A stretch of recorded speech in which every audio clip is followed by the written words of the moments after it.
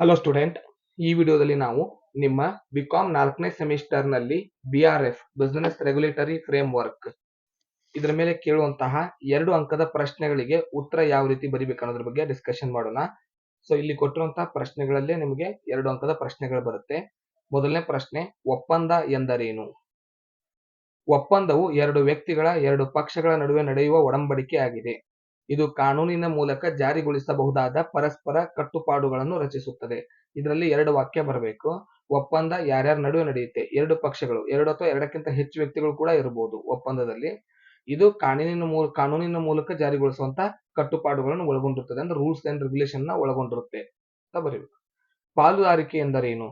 2 ಅಥವಾ 2ಕ್ಕಿಂತ ಹೆಚ್ಚು ಜನರು ಲಾಭ ಅಥವಾ ನಷ್ಟವನ್ನು ಹಂಚಿಕೊಳ್ಳಲು ಉದ್ದೇಶದಿಂದ ಉದ್ದಿಮೆಯನ್ನು ನಡೆಸುತ್ತಿದ್ದರೆ ಅದನ್ನು ಪಾಲುಗಾರಿಕೆ ಎನ್ನುವರು.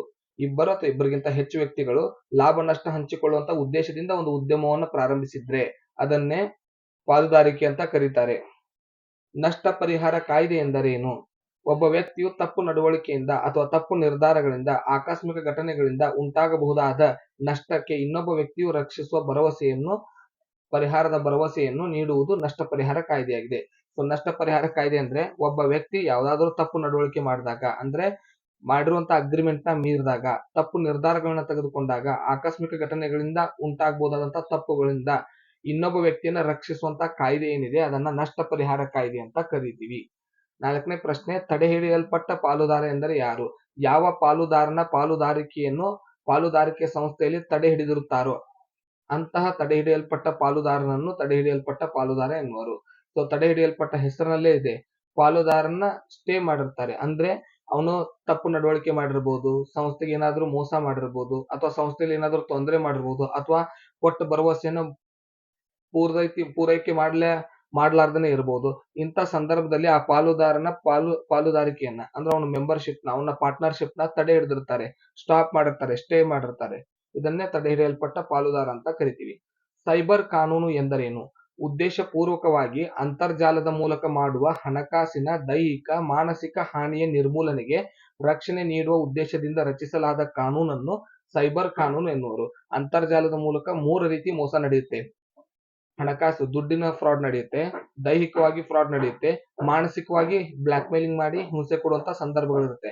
ಉದ್ದೇಶ ಪೂರ್ವಕವಾಗಿ ಇಂಟರ್ನೆಟ್ ಮೂಲಕ ಈ ಹಾನಿಗಳಿಂದ ಜನರನ್ನ ರಕ್ಷಿಸೋದಕ್ಕೋಸ್ಕರನೇ ಒಂದು ಕಾನೂನನ್ನ ಮಾಡಲಾಗಿದೆ. ಆ ಕಾನೂನಿಗೆ ಸೈಬರ್ ಕಾನೂನು ಅಂತ ಕರೀತಾರೆ. ಸೈಬರ್ ಅಪರಾಧ ಎಂದರೇನು? ಸೈಬರ್ ಅಪರಾಧ ಎಂದರೆ ಅಂತರ್ಜಾಲದ ಮೂಲಕ ಉದ್ದೇಶ ಪೂರ್ವಕವಾಗಿ ಮಾಡುವಂತಹ ಹಣಕಾಸಿನ, ದೈಹಿಕ ಅಥವಾ ಮಾನಸಿಕ ಹಾನಿಯ ನಷ್ಟವನ್ನು ಸೈಬರ್ ಅಪರಾಧ ಎನ್ನುವರು. ಸೊ ಸೈಬರ್ ಅಪರಾಧ ಅಂದ್ರೆ ಅಂತರ್ಜಾಲದ ಮೂಲಕ ಉದ್ದೇಶ ಪೂರ್ವಕವಾಗಿ 3 ರೀತಿ ಹಾನಿ ಮಾಡ್ತಾರೆ: ಹಣಕಾಸಿನ ಹಾನಿ, ಅಥವಾ ದೈಹಿಕ ಹಾನಿ, ಅಥವಾ ಮಾನಸಿಕ ಹಾನಿ. ಈ ಹಾನಿಯನ್ನ ಅಥವಾ ನಷ್ಟವನ್ನ ಸೈಬರ್ ಅಪರಾಧ ಅಂತ ಕರೀತಾರೆ. ಸಬ್ ಏಜೆಂಟ್ ಎಂದರೆ ಯಾರು? ವ್ಯವಹಾರದ ಮಾಲೀಕ ಮತ್ತು ಅವರ ಒಪ್ಪಂದಗಳ ಪರವಾಗಿ ಆತನು ವ್ಯವಹಾರವನ್ನು ನಿರ್ವಹಿಸುತ್ತಿದ್ದರೆ ಅಂತಹ ವ್ಯಕ್ತಿಯನ್ನು ಸಬ್ ಏಜೆಂಟ್ ಎನ್ನುತ್ತಾರೆ. ಯಾವ ವ್ಯಕ್ತಿ ವ್ಯವಹಾರದ ಮಾಲೀಕನ ಪರವಾಗಿ, ವ್ಯವಹಾರದ ಒಪ್ಪಂದಗಳ ಪರವಾಗಿ ತಾನು ವ್ಯವಹಾರವನ್ನು ನಡೆಸ್ತಿರ್ತಾನೆ ಅಂತಹ ವ್ಯಕ್ತಿಗೆ ಸಬ್ ಏಜೆಂಟ್ ಅಂತ ಕರಿತೀವಿ. ಅರೆ ಒಪ್ಪಂದ ಎಂದರೇನು? ದಿನನಿತ್ಯ ನಡೆಯುವ ಒಪ್ಪಂದಗಳು ಇವಾಗಿದ್ದು, ಒಪ್ಪಂದಗಳಲ್ಲಿ ಭಾಗಿಯಾಗುವ ವ್ಯಕ್ತಿಗಳು ಪ್ರತ್ಯೇಕವಾಗಿ ಕರಾರುಗಳ ಬಗ್ಗೆ ಮಾತನಾಡುವ ಅವಶ್ಯಕತೆ ಇರುವುದಿಲ್ಲ. ಇಂತಹ ಒಪ್ಪಂದಗಳನ್ನು ಅರೆ ಒಪ್ಪಂದ ಎನ್ನುವರು.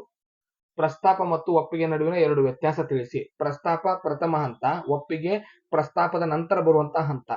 ಪ್ರಸ್ತಾಪ ಪ್ರಸ್ತಾಪಗಾರನಿಂದ ಪ್ರಸ್ತಾಪಿಸಲ್ಪಡುತ್ತದೆ, ಒಪ್ಪಿಗೆ ಪ್ರಸ್ತಾಪಿತನಿಂದ ಒಪ್ಪಿಸಲ್ಪಡುತ್ತದೆ. ಇನ್ನು ಇವಿಷ್ಟು 2 ಅಂಕದ ಪ್ರಶ್ನೆಗಳು, ಇವೇ ಮುಖ್ಯವಾಗಿರುತ್ತೆ. ಇವುಗಳನ್ನ ನೀವು ಸ್ಟಡಿ ಮಾಡಬೇಕಾಗುತ್ತೆ. ಮುಂದಿನ ವಿಡಿಯೋದಲ್ಲಿ 5 ಅಂಕದ ಪ್ರಶ್ನೆಗಳೊಂದಿಗೆ ಸಿಗೋಣ. ಧನ್ಯವಾದಗಳು.